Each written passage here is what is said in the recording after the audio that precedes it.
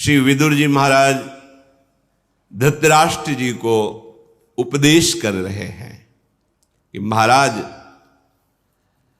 गृहीत वाक्यो नयविद वदान्य शेषान्न भोक्ता है विहिंस कश्च नानर्थ कृत्या कुलितः कृतज्ञ सत्यो मृदु स्वर्गमुपैत विद्वान।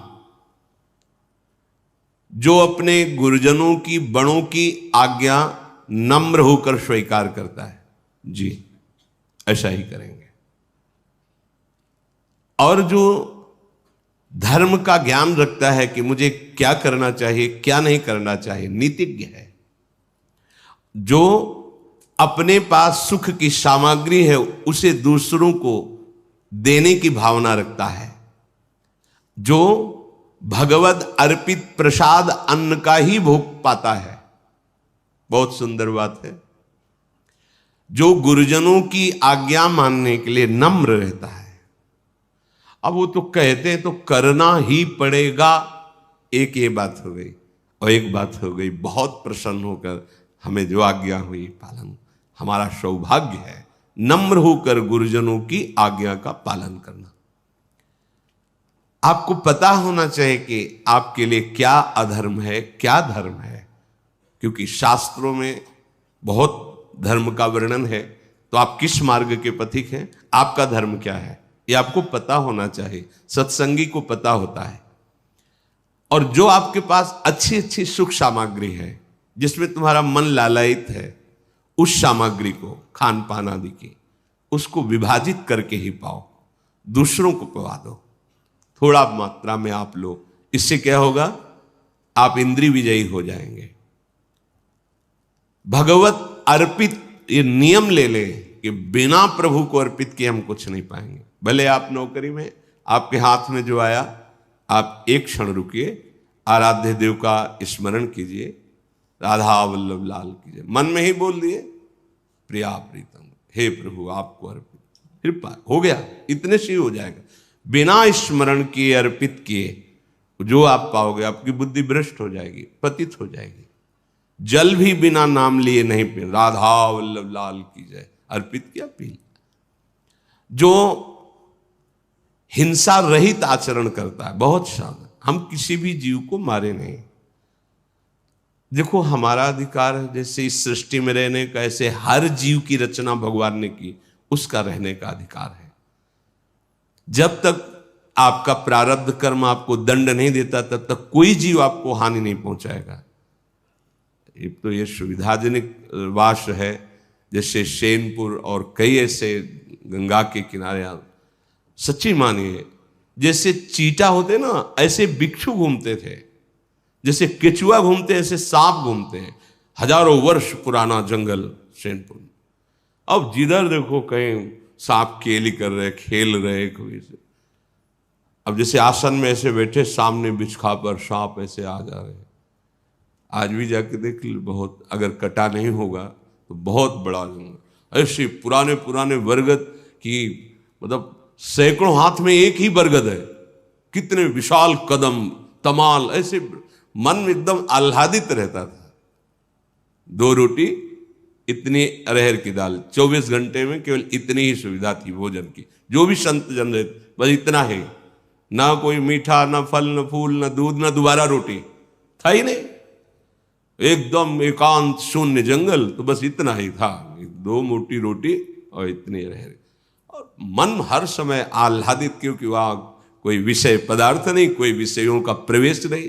कभी कोई भूले भटके गंगा स्नान, क्योंकि घाट तो था नहीं, तो कभी कोई ऐसे।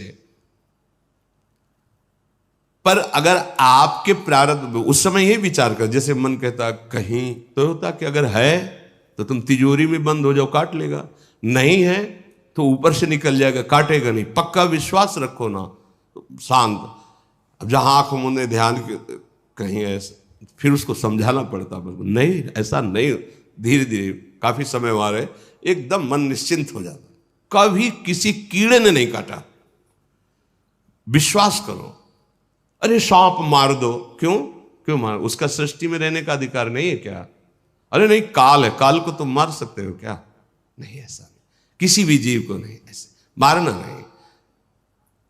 अगर आप हिंसा रहित आचरण करते तो बहुत जल्दी आपका हृदय पवित्र हो जाएगा। कुछ लोग जानबूझ के हिंसा करते रहते हैं, ऐसा नहीं। बोले अपनी सुरक्षा के लिए तो करनी, तो सृष्टि में सबका अधिकार जीने का है, भगवान ने सबको बनाया है। हाँ, आपके घर में ऐसा कोई जीव निकल रहा है, आप उसको निकलवा दीजिए, या आप स्वयं मारना नहीं है।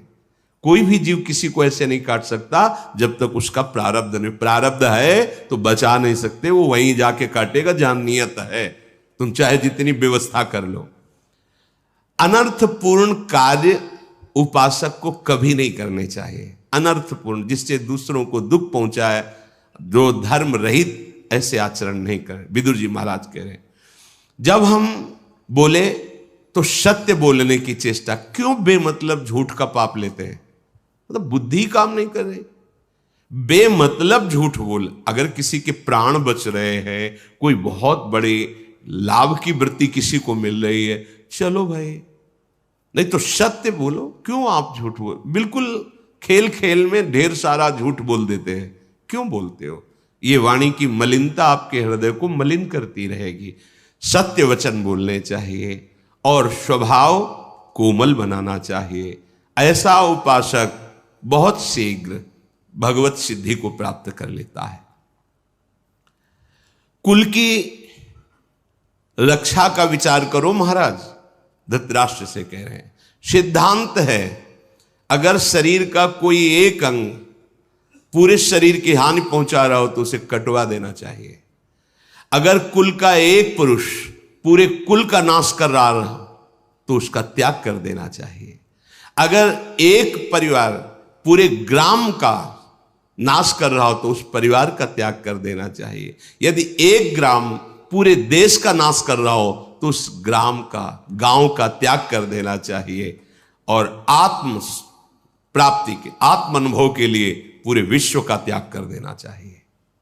विदुर जी महाराज कह रहे, आप कौओं के समान अपने पुत्र को प्यार कर रहे हैं और मोर के समान पांडवों की हानि चाहते हैं।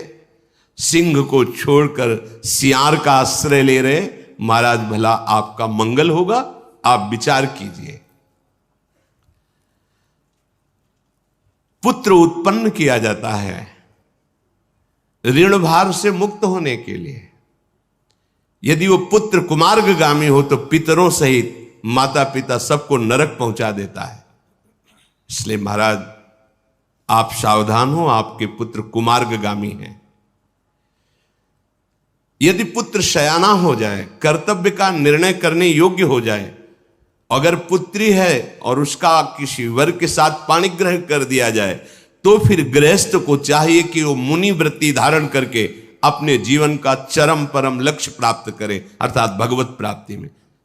मानो धृतराष्ट्र जी से कह रहे कि तुम्हारा कर्तव्य पूर्ण हो चुका है, अब एक ही कर्तव्य है, आप धर्मयुक्त चलकर भजन कीजिए।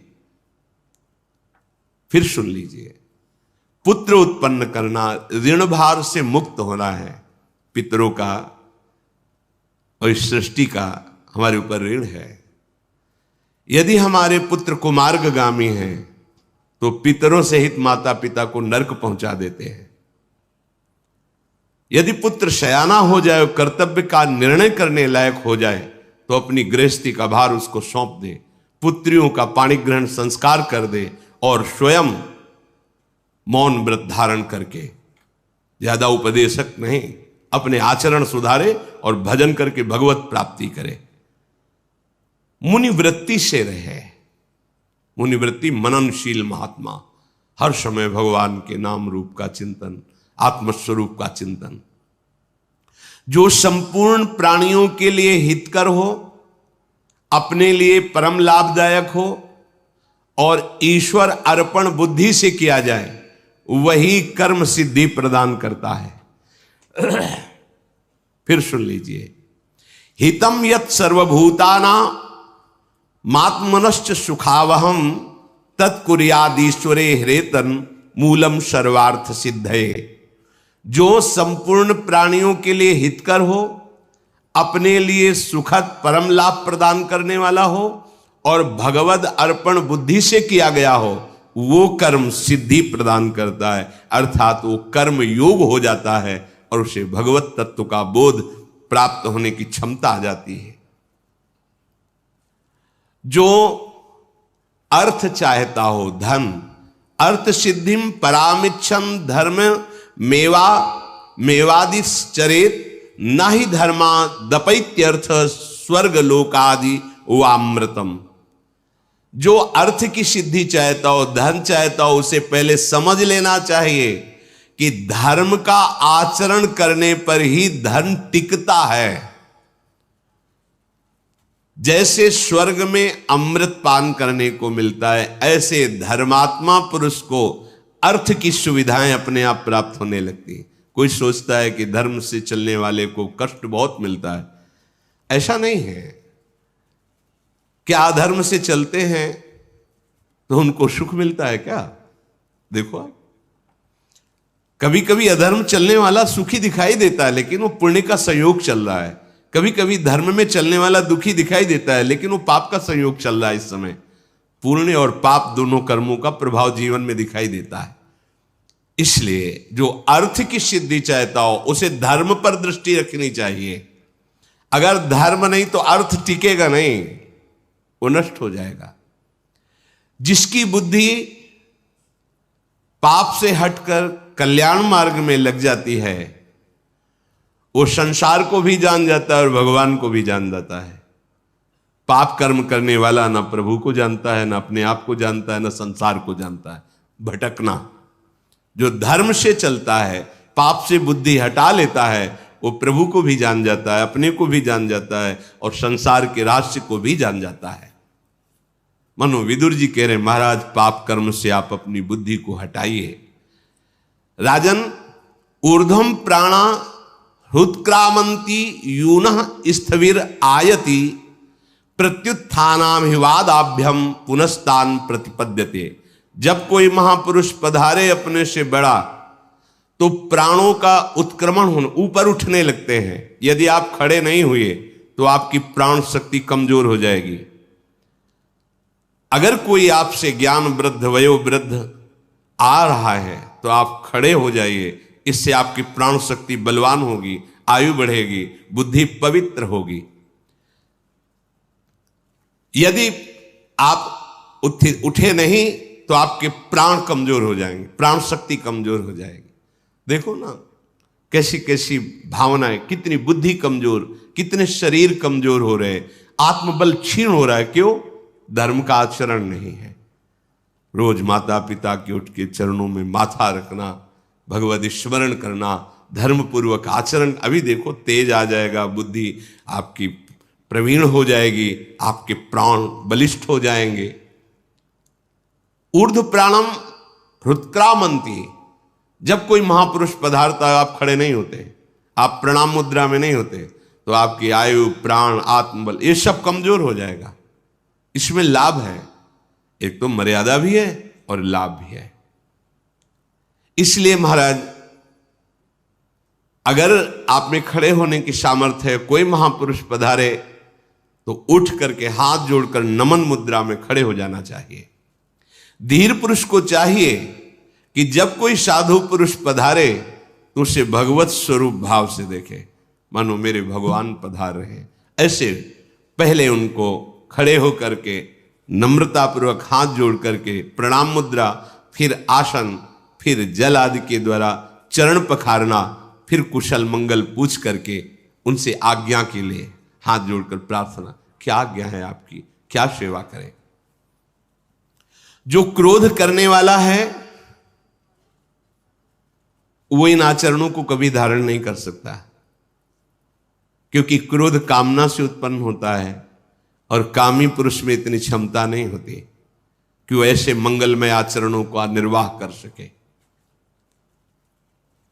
काफी जो सत्संगहीन है उनको देखा गया है ऐसे ठाकुर जी के सामने खड़े, ये अपराध है। कोई गुरुजन आ रहे तो ऐसे खड़े,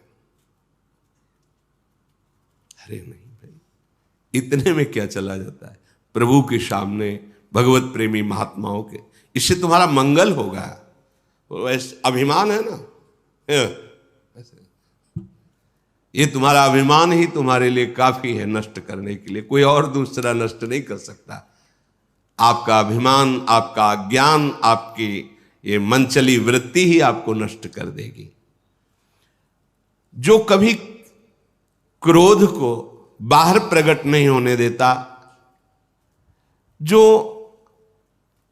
एक सी समझ रखने वाला है कि सब में प्रभु विराजमान है, किसी भी हानि में शोकग्रस्त नहीं होता, जो संधि करने में बहुत प्रवीण है, किसी भी बात को प्रतिकूलता में न ले जाकर अनुकूलता में ले आना, नम्रता, विनम्रता, दैन्यता, मृदुता, ऐसे भावों के द्वारा उसके कटु विचारों से अपने को न फंसाना, मृदु व्यवहार से उससे संधि कर लेना।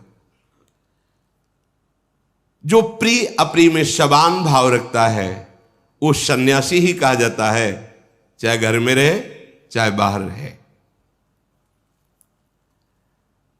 घर की स्त्रियां साक्षात लक्ष्मी हैं, पूजनीया महाभागा पुण्याश्च गृह दीप्तयः स्त्रियः श्रियो गृहस्योक्तास् तस्माद् रक्षा विशेषता। स्त्रियां घर की साक्षात लक्ष्मी हैं। जिस घर में स्त्रियों का अपमान निरादर होता है वहां शांति नहीं हो सकती, वहां ऐश्वर्य नहीं बढ़ेगा, वहां अनिष्टकारी चेष्टाएं प्रारंभ हो जाएंगी। माताओं बहनों को भी चाहिए कि जिस घर में आप गई हैं, आपका आचरण, आपका स्वभाव उस घर में सुख हेतु बने, जो आपको, आपके व्यवहार को, आपकी वाणी को सुने तो लगना चाहिए धन्य है हमारे भाग्य जो ऐसी बहू घर में आई, ऐसी बेटी घर में आई। और पुरुष को चाहिए पूजनीया महाभागा पुण्यास्य गृह दीप्तया, ये महाभाग्य से प्राप्त हुई है, बड़ी पुण्यवान है, ये हमारे घर को प्रकाशित करने वाली है, क्योंकि इनके गर्भ से पुत्र होगा और कुल परंपरागत, चाहे पुत्र हो या पुत्री बराबर, हमारी कुल परंपरा और हमारे गृह देवी हैं, ये घर की लक्ष्मी हैं। ऐसे पूजनी पवित्र भाव रखें, ये निकृष्ट भाव नहीं। तुम पुरुष हो कि हमारी, ऐसा नहीं। गाड़ी का पहिया कोई छोटा बड़ा अगर होगा तो गाड़ी नहीं चल पाएगी, समान तो फिर मार्ग तय हो जाएगा। जैसे वो आपको अपने प्रभु स्वरूप देखती तो आप भी उसको पूजनीय भाव से देखिए, आदर बुद्धि से देखिए। पुण्याश्च गृह दीप्तया, वो पुण्य वर्धन करने वाली, आपके घर को प्रकाशित करने वाली है, इसलिए इन बातों का विशेष ध्यान रखें। ये क्यों उपदेश करें धृतराष्ट्र जी को कि आपकी घर की ही बहू है द्रौपदी, आपने बैठे हुए सभा में सब कुछ सुना, देख नहीं पा रहे लेकिन सुन रहे थे और आप चुप थे। उसका नाश हो जाता है जिसके घर में स्त्रियों के साथ ऐसे व्यवहार होते हैं, नष्ट हो जाते हैं, पक्का नष्ट हो जाते हैं।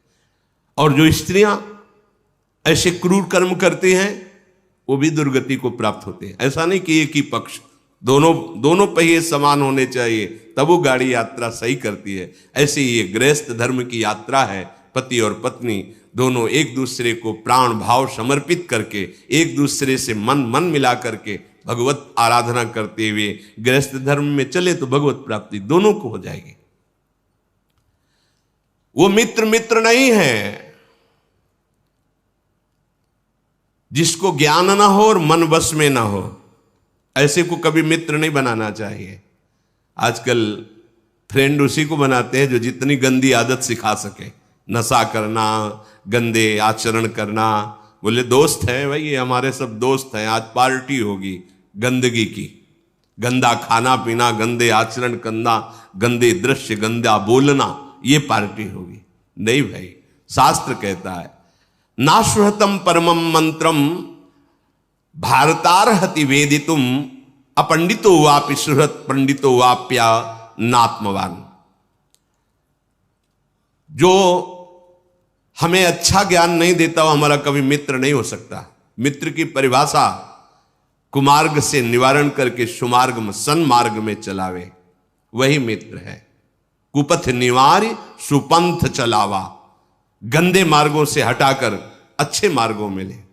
तुम हमारे दोस्त हो, एक बार तो चलो वृंदावन, सत्संग सुनो, एक बार बिहारी जी के दर्शन करो। देखो आप इस विषय को जरा ध्यान से सुनो, कैसे आचरण होने, ये मित्रता है। मित्रता ये नहीं है कि गंदे आचरण की जगह ले जाओ, गंदे आचरण सुनाओ, गंदे आचरणों का उत्साह बढ़ाओ, वो तो शत्रु है, वो मित्र नहीं है। आप उसे मित्र मत मानिए, वो फ्रेंड नहीं है जो आजकल माना जाता है कि ये फ्रेंड वो फ्रेंड। गंदा आचरण सिखाने वाला, गंदे मार्ग का अनुगामी कहीं कोई मित्र होता है? कुपथ निवार सुपंथ चलावा, कुपथ जो धर्म विरुद्ध आचरण, गंदे आचरण उनसे हटाकर सत मार्ग में चलाए, वही मित्र है। अगर आपका मित्र ज्ञान रहित है, उसका मन उसके वश में नहीं है, तो उसकी मित्रता छोड़ने में ही आपका मंगल है, तत्काल छोड़ देना चाहिए, वो मित्र नहीं। ऐसे दोस्तों किस बात की दोस्ती? हाँ हमारे दोस्त हो, तुम्हें आज से ब्रह्मचर्य, जब तक ब्याह ना हो तब तक ब्रह्मचर्य रहो, कोई नशा न करो, तुम्हें हमारी कसम। तो समझ में आए कि हाँ, भ्रष्ट करने के लिए कसम है। ऐसे दोस्तों का त्याग कर देना चाहिए। विदुर जी महाराज कह रहे हैं बिना परीक्षा किए किसी से दोस्ती नहीं करनी चाहिए। ना परीक्षा महिपाला कुर्यात सचिवात्मान। अपना मित्र, अपनी मंत्रणा सलाह देने वाला बिना परीक्षा के नहीं। गंदे आचरण, गंदा नशा, गंदा व्यवहार नहीं, ऐसे मित्र नहीं होते, बिल्कुल नहीं बनाना चाहिए, नहीं फंस जाओगे, हानि हो जाएगी। वो भारी शत्रु है। तुम्हें लगता है कि आजकल हम मित्रता में सुखी, पहचान करो मित्र की, परीक्षा लो। यदि वो आचरण विहीन है, नशा करता है, गंदी बातें करता है, वो दुश्मन है, मित्र नहीं, वो शत्रु है। मित्र वही है जो हमको अच्छे मार्ग में चलावे, हमारी रक्षा करे, भावों की, हमारे सद्गुणों की। विदुर जी महाराज कहते हैं मूर्ख मनुष्य विद्याशील अवस्था, बुद्धि, धन और कुल में जो बड़े हुए जन हैं उनका अनादर करता है और अनादर करना सिखाता है। मूर्ख मनुष्य की पहचान जो विद्वान है, जो शीलवान है, जो अवस्था में बढ़े हुए हैं, चाहे ज्ञान अवस्था या शरीर अवस्था में भी, जो बुद्धि के बड़े प्रवीण हैं, जो कुल में पूजनीय गुरुजन हैं, उनका अनादर करना जो सिखाता है वो मूर्ख मनुष्य। ऐसे मूर्ख को कभी मित्र नहीं बनाना चाहिए। जो वयोवृद्ध, अवस्था वृद्ध, ज्ञान वृद्ध हैं, बुद्धिमान जन हैं, जो पूजनीय जन हैं, जो विद्याशील गुणों से संपन्न है, इनका अनादर करना जो सिखाए वो कभी मित्र नहीं हो सकता है। मित्र तो वही है, देखो तुम कोई भी बात करो अपने माता पिता को बता के, उनकी आज्ञा के बिना हमारे साथ भी मत आओ। पता होना चाहिए उनको कि आप हमसे मित्रता कर, आप अपने माता पिता की आज्ञा पे रहिए, आप गुरुजनों की आज्ञा पे रहिए, आप शास्त्र को समझिए, तो समझ में आवे कि मित्र है। आज जो मित्र बनता पहले यही करता है, क्योंकि वो मूर्ख है। वो विद्या को, विनय को, ज्ञान वृद्ध, वयोवृद्ध, पूजनीय, अवस्था से वृद्ध, सम्माननीय गुरुजनों का अपमान, अवहेलना करना सिखाता है। तो महाराज आप अपने पुत्रों को सिखाइए कि महान पुरुषों का आदर कैसे किया जाता है। अगर कोई भी उपदेश करे तो तिरस्कार कर देता है, वो मूर्ख है। न वो विदुर जी की मानते हैं, न भीष्म जी की मानते हैं। तो आपको यह जानना होगा कि गांडीव धनुषधारी अर्जुन महान तेजस्वी हैं। जिस समय वो रुष्ट होकर के गांडीव की प्रत्यंचा चढ़ाएंगे तो दुर्योधन और दुशासन ये सब नष्ट हो जाएंगे महाराज। इसलिए आप शीघ्र ईश्वर मद से मूढ़ दुर्योधन का साम्राज्य से बहिष्कार कर दीजिए, तभी आप सुखी हो सकते हैं। जब दुर्योधन का जन्म हुआ था तो मैंने कहा था कि इस पुत्र का त्याग कर दो तो तुम्हारे कुल की रक्षा हो जाएगी, पर मोह के कारण आपने इसका त्याग नहीं किया, तो आज कर दो, सुखी हो जाओगे।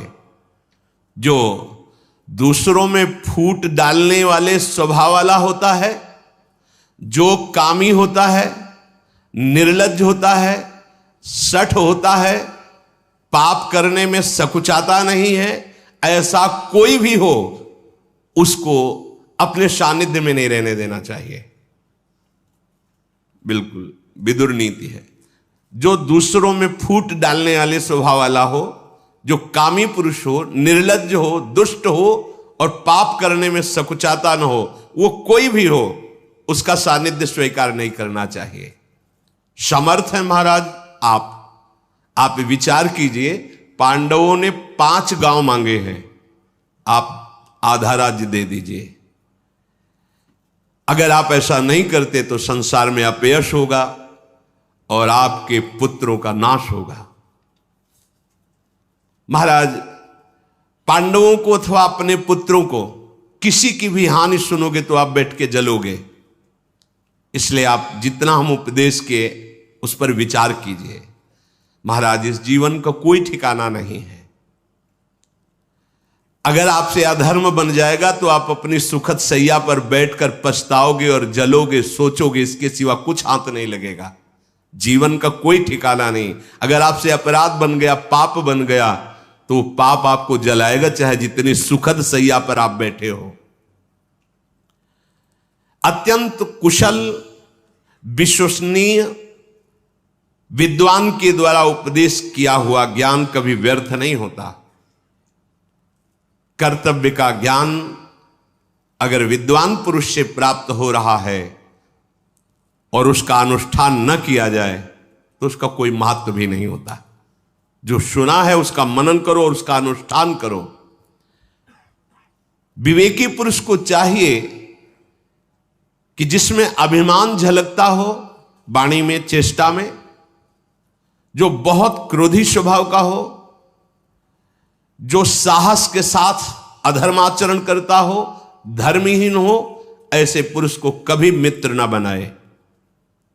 मित्र तो ऐसा होना चाहिए जो धार्मिक हो, सत्यवादी हो, उदार हो, दृढ़ हो और जिसके पास रहने में अपने को कोई भी भय न हो, अर्थात विश्वास और सुरक्षा पक्की। ऐसे क्यों मर्यादित मित्रता स्वीकार करनी चाहिए। शब्द है अमर्यादित नहीं। मित्र का मतलब ये नहीं कि अमर्यादित व्यवहार, मर्यादित। मनुष्य मन, वाणी और कर्म से जिसका निरंतर सेवन करता है, वही मन वाणी का सेवन उसको अपनी ओर खींच लेता है। विदुर जी महाराज, अगर मन, वाणी और कर्म से पाप का आचरण करोगे तो पाप खींच लेगा, धर्म का आचरण करोगे तो धर्म खींच लेगा और भगवद आचरण करोगे तो भगवान खींच लेंगे। मन, वाणी, कर्म से जिसका निरंतर सेवन किया जाता है वो उसको अपनी ओर खींच लेता है। इसलिए महाराज, विचार पूर्वक मन, वाणी और कर्म करना चाहिए। जो अधर्म के द्वारा कमाए हुए धन से सोचता है परलोक में सुख प्राप्त कर लेंगे, बहुत ध्यान से सुनना। अधर्मोपार्जितैरर्थैर यह करोत्योर्ध देहिकम न सतस्य फलम प्रेत्य भुंक्तेर्थस्य दुरागमात्। धर्म पूर्वक कमाए हुए धन पर दशांश की बात है कि आप जो है 100 में 10 रुपए अन्य की सेवा में लगा दो, 90 आप खर्चा करो। ये क्यों? क्योंकि ये आगे के लिए जमा हो रहा है। आप 90 का प्रयोग करो और 10 रुपए भागवतिक कार्यों में खर्चा कर दीजिए। गृहस्थ तो ऐसा कर दो। पापाचरण से कमाए हुए वाले नहीं, पापाचरण से। अधर्मोपार्जितैरर्थैर यह करोत्योर्ध देहिकम। चलो गया में पिंड कर दान करते हैं, खूब भंडारा करते हैं, पापाचरण का पैसा है, परलोक में हमें सुख मिलेगा। तो कह रहे भूल के नहीं, कुछ नहीं मिलने वाला। विदुर जी कह रहे हैं अधर्मोपार्जितैरर्थैर यह करोत्योर्ध देहिकम न सतस्य फलम, उसका कोई फल आपको नहीं मिलेगा। भुंक्तेर्थस्य दुरागमात्, क्योंकि बुरे मार्ग से कमाया हुआ धन कभी तुम्हारी सदगति नहीं होने देगा। हां, एक उपाय है जो उदाहरणों में महापुरुषों के चरित्रों में पाया जाता है। जैसे वैश्या के बगीचे में संत जन गए, वो लेके गई अर्थ आदि, उन्होंने कहा अपना जब परिचय दिया, हम तो नहीं स्वीकार कर सकते, पर तुम अगर ये नियम लो कि आज से हम वैश्यावृत्ति बंद करते हैं और सारे धन को भगवान के चरणों में अर्पित करके नाम जप, मंगल हो जाएगा। यह है, अभी तक भूल से अधर्माचरण होता रहा, अब भगवान की शरण में तन मन वचन सब समर्पित, अब आपका कल्याण हो। इसलिए सावधानी पूर्वक अगर आपको अर्थ भी कमाना तो धर्म के मार्ग से, धर्म को आगे रखिए। अब धर्म शब्द ही से परिचय नहीं है, अर्थ ही से केवल परिचय है। जहां अर्थ है वहां अनर्थ है, और जहां धर्म अर्थ है वहां कामनाओं की पूर्ति, आगे मोक्ष है। मनुष्य जीवन का लाभ मुक्त हो जाना, भगवत प्राप्त हो जाना है। महाराज, क्रोध को क्षमा से जीतिए। जब क्रोध आवे तो क्षमा जीत लीजिए। असाधुता को साधुता से जीत लीजिए। अपने अंदर की असाधुता को भी साधुओं के जो लक्षण हैं उनसे, और सामने जो साधुता कर रहा है अपनी साधुता से उसको जीत लीजिए। सामने क्रोध कर रहा है, क्षमा से जीत लीजिए। जो झूठ है उसको सत्य से जीत लीजिए। जो अपने गुरुजनों को नित्य प्रणाम करता है, अभिवादनशीलस्य नित्यम वृद्धोपसेविनः चत्वारि संप्रवर्धन्ते कीर्तिरायुर यशोबलम। जो नित्य अपने गुरुजनों को प्रणाम करता है, वृद्ध पुरुषों की सेवा करता है, उसकी कीर्ति, आयु, यश, बल ये चारों बढ़ते रहते हैं। जिसके पास 1000 रुपया है वो भी जीवित है, जिसके पास 100 रुपया है वो भी जीवित है। पर महाराज, जो लोभ पे लोभ करता जाता है वो जीते जी मर जाता है। लोभ में और तृष्णा खाए जा रही, जल रहा है वो कामना से, वो जीता हुआ जीवन रहित है। क्योंकि अब धर्म का ज्ञान नहीं, केवल धन पर वृत्ति है। महाराज, यत् पृथिव्याम ब्रीहियवम हिरण्यम पशवः स्त्रियः नालमेकस्य तत्सर्वमिति पश्यन्न मुह्यति।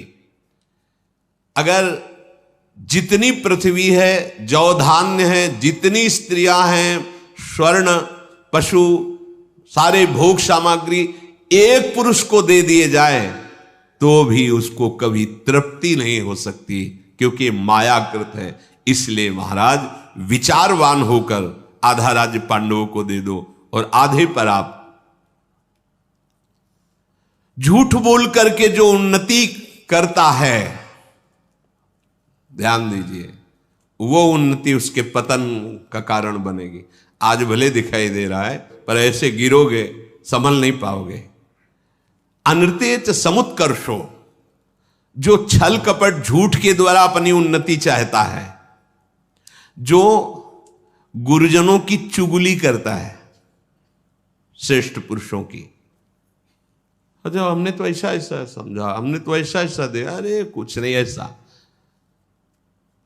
पैशुनम माने चुगली करना। गुरोश्चालिक निर्बंध, जो गुरुजनों पर दोष देखता रहता है, दोषारोपण करता रहता है, ये ब्रह्म हत्यारे के समान दुर्गति को प्राप्त होते हैं।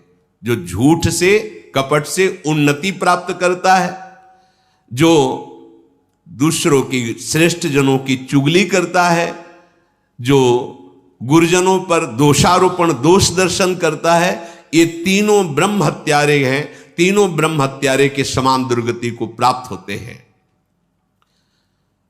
ये स्वभाव तो एकदम छोड़ देना चाहिए। जो दूसरों के दोष में अपने को वर्णन करने में उत्साहित होता है। कुछ लोग होते हैं जिनको 4 लोग मिल गए दूसरे की निंदा करने में, ऐसा लगता है मानो उनको बहुत बड़ा कोई पद मिल रहा हो, ऐसा सुख होता है।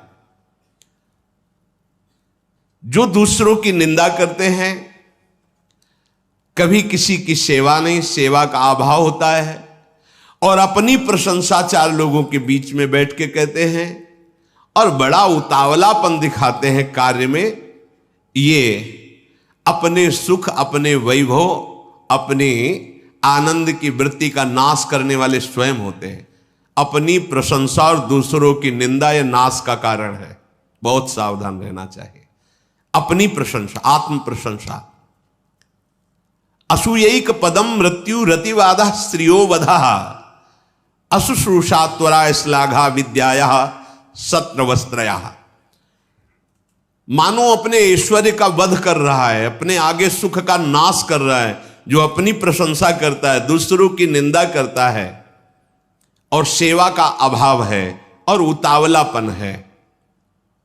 महाराज, धन धान्य आदि से परिपूर्ण पृथ्वी का शासन करके अंत में सबको यहां राज्य और शरीर भी छोड़कर जाना होता है।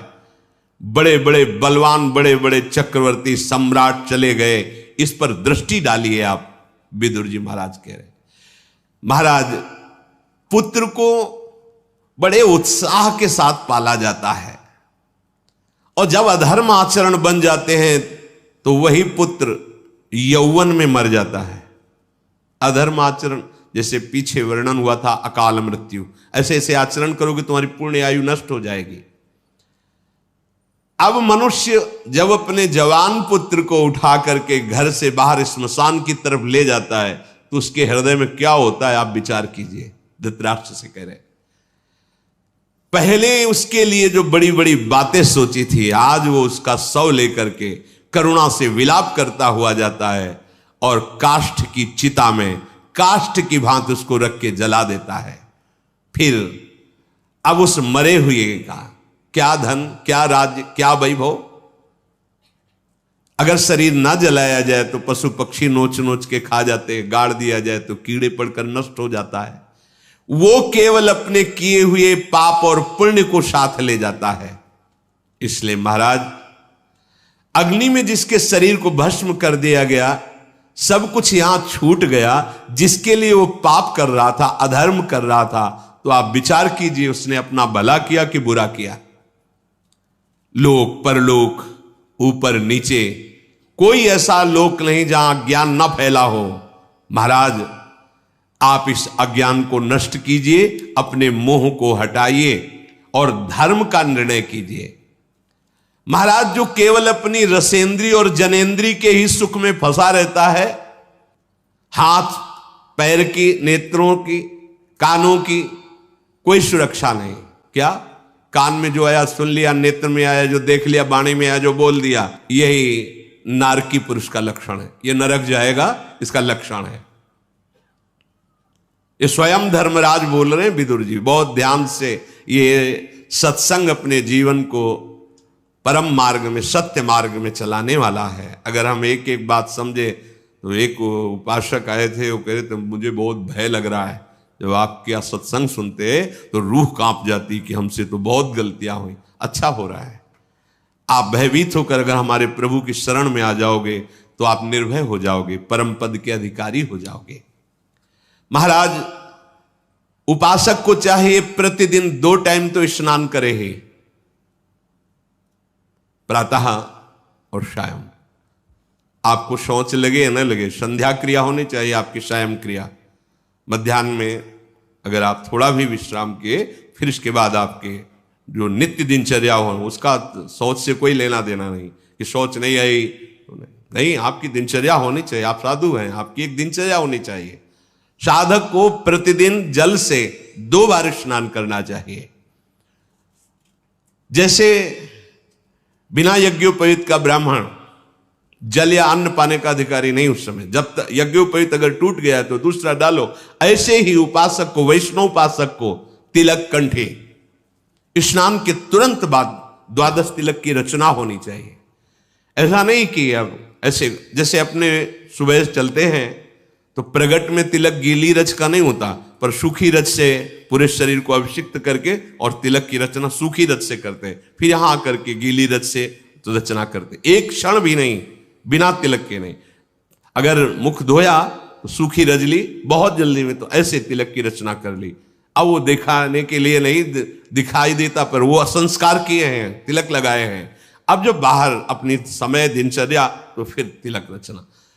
कंठी टूट गई है तो एक स्ट्रा में रखो, गले में धारण कर लिया। उपासक दोनों टाइम स्नान, 12 तिलक, कंठी, इससे कभी रहित। एक वो स्थिति है, क्या होता है अपने लोग जब थोड़ा मनमुखी बुद्धि रखते हैं ना, तो वो श्लोक प्रमाण लिखंति भुजमूल तो न खलु शंख चक्रादिकम विचित्र हरि मंदिरम रचयंति भालस्थले लसत्तुलसी मालिकाम ददति कंठ पीठे नवा गुरुर भजन विक्रमात् को ईते महाबुद्धिया। इसका अर्थ होता है कि वो कोई चिन्ह नहीं धारण करते, कंठी भी धारण नहीं करते, तिलक भी नहीं लगाते। क्यों? बोले गुरु प्रदत्त भजन की ऐसी ऊंची स्थिति हो गई कि देह भान रहित हो गए। स्थिति है वो, वहां स्थिति। गुरु भजन विक्रमात्म, देखो गुरु भजन का बल कि देह भाव ही छूट गया, मैं कौन हूं, कहां हूं, कैसी, सुधि नहीं है, पांचों भूले देह सुधि। अब अपने लोग कहां हैं? जब आचार्य लगाते हैं, इष्ट लगाते हैं, गुरुदेव लगाते हैं, तो हम इतने सिद्ध हो गए कि तिलक नहीं, कंठी नहीं। तो ये कह रहे हैं दोनों टाइम स्नान, प्रतिदिन 12 तिलक रचना। अगर आपको बहुत जल्दी है तो आप सूखी रज लेकर तुरंत तिलक लगा लीजिए। नित्य आचार्य ग्रंथ का स्वाध्याय, नित्य नियम पूर्वक, और किसी भी पतित के अन्न को न पाना, भोजन बहुत संभाल के होश में। अगर भोजन बेहोशी वृत्ति से लोगे तो बेहोश ही बने रहोगे, अर्थात अज्ञान ही बढ़ता चला जाएगा। जैसा आहार जाता है वैसा मन बनता है। जो सत्य का सेवन करता है गुरु की आज्ञा में रहता है।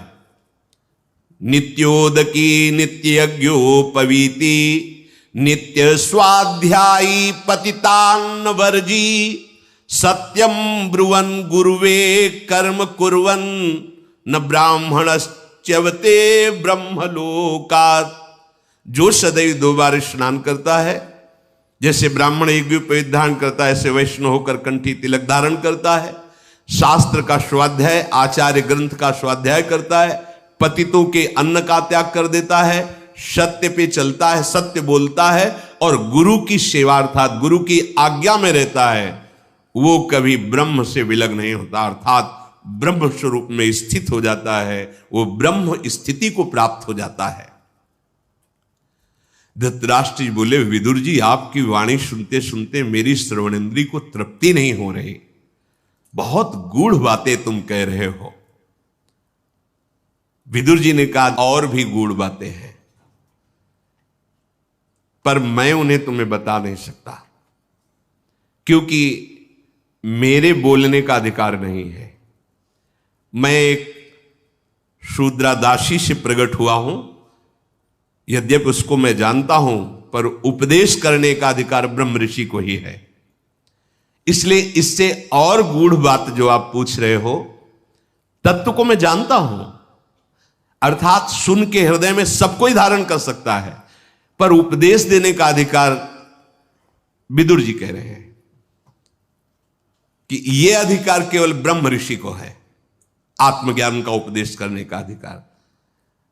विदुर जी बोले, राजन शूद्र योना वहम जातो नातोन्यद वक्त मुत्स है कुमारस्य तू या बुद्धिर वेदताम शाश्वती महम। जो साक्षात ब्रह्मा जी से प्रकट हुए हैं कुमार, उन सनत सुजात को मैं स्मरण के द्वारा आह्वान करके बुलाऊंगा और आप उनसे प्रश्न कीजिए, इस अध्यात्म विद्या का उपदेश करेंगे। यद्यपि मुझे ज्ञान है, पर मैं शूद्रादासी के गर्भ से प्रकट हुआ हूं, तो उपदेश देने का अधिकार नहीं, उपदेश ब्रह्म ऋषि को देने का अधिकार है। सनत सुजात जी ब्रह्म ऋषि हैं, वो आपको ब्राह्मी ही योनि मापन्नम सुगृहमपि यो वदेत न तेन गर्हो देवानाम तस्मादेत तद ब्रवीमिते। जब कोई इस ब्रह्म ऋषि पदवी पे नहीं होता और उपदेश करता है, तो जो दैवी शक्तियां हैं उस पर आक्रमण कर देते हैं, अर्थात उसकी बुद्धि भ्रष्ट हो जाती है, वो भ्रष्ट आचरण वाला हो जाता है। ये साक्षात धर्मराज विदुर जी बोल रहे हैं। ब्राह्मी ही योनिमापन्न, उस ब्राह्मी योनि में प्रकट हुआ हो, सुगुह्यमपि यो वदेत, जो वेद का गुह्य विषय है वो उसी से उपदेश लेना चाहिए। हम सुनकर धारण करके मुक्त हो सकते हैं, लेकिन उपदेश देने का अधिकार विदुर जी महाराज जो साक्षात धर्म के स्वरूप है, वो कह रहे हैं उस ब्रह्म ऋषि को है। नहीं तो गर्हो देवानाम, जो देवता है, जो देवी शक्तियां हैं, फिर उस पर नाराज हो जाती है, आक्रमण करती है। परीक्षा दीजिए, आपकी क्षमता है। इसलिए धृतराष्ट्र जी ने विनय किया, तो विदुर जी तुम उत्तम व्रत वाले ऋषि को तत्काल बुलाइए, मेरे हृदय में बहुत आकांक्षा हो रही कि मैं उनका दर्शन भी करूं, आदर भी करूं और उनके मुख से वो जो वेदों का गुह्य विषय है मैं उसे सुन सकूं। आज तो मैं बड़ा भाग्यवान का अनुभव कर रहा हूं कि मैं हूं, क्योंकि आपके द्वारा समाधान और आपके द्वारा अध्यात्म का समाधान कराने के लिए स्वयं ब्रह्म ऋषि कुमार आ रहे हैं। तदनंतर विदुर जी ने एकाग्र होकर जीव ही कुमार का चिंतन किया तो सनत सुजात जी महाराज पधारे, जो सदैव ब्रह्मचर्य में स्थित रहते हैं, भागवतिक सिद्धांत से पूर्ण है, ब्रह्मबोध संपन्न है। सनत सुजात से पूछा क्या मृत्यु होती है?